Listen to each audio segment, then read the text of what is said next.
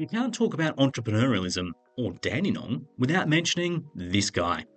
Over the last 50 years, Gerry Ryan has built Jayco, an RV manufacturer, from the ground up.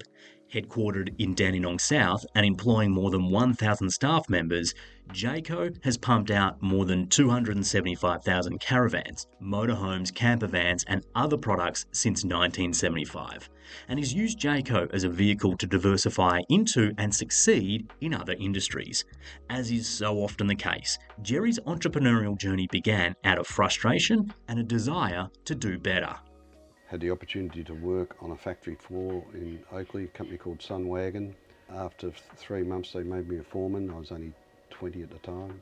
A year later, at 22, I became production manager, running 100 people, building camper trailers. What was the trigger point for you to get into entrepreneurialism? I had the opportunity to go to the States with this company called Jayco, who was supplying components to Sunwagon, and 2.5 weeks looking at production methods and design. Came back 3 months later, two companies had merged. I was pushed to the side. What do the Americans know? So I got a bit frustrated, and I thought, well, why can't I do it? So I had a dream, had the passion, and what I needed to do was put a plan together. And so I knew manufacturing. I got to know a bit of sales by going out and visiting some dealerships. I'd have a lunch with the purchasing manager, so I got to understand how purchasing worked, and the rest is history. I started with 60 employees who are very loyal, that came from Sunwagon, and in January of '75 we produced our first camper. What's your intel on how you make a business successful? Well, it's all about people. People that share the same passion, have the same vision as you do. Then you have a strategy and then execute that strategy. It's producing something better. If it's a better product, better price, or better service than what the competition is. And the one thing that has kept us alive for 50 years at Jayco is innovation.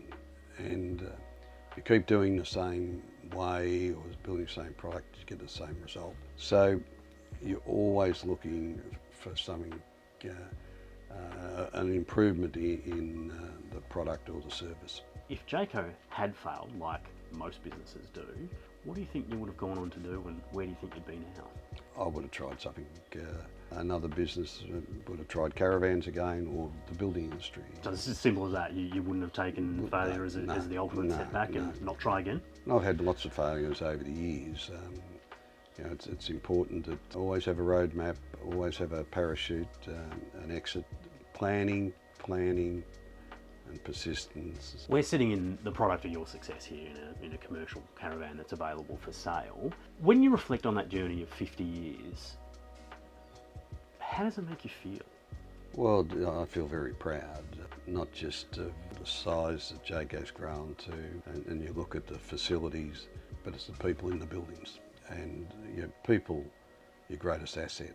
I'm proud to see some of the people been with me 40 years that started on the floor and now got management roles. You must have made a difference, because you've obviously turned into a big colossal success, and you've made a difference in the Dandenong region as well, because you would employ a lot of people who live here who need their job in order to get a mortgage, to pay for the kids to go through school. So that's clearly the case, surely, for you, right?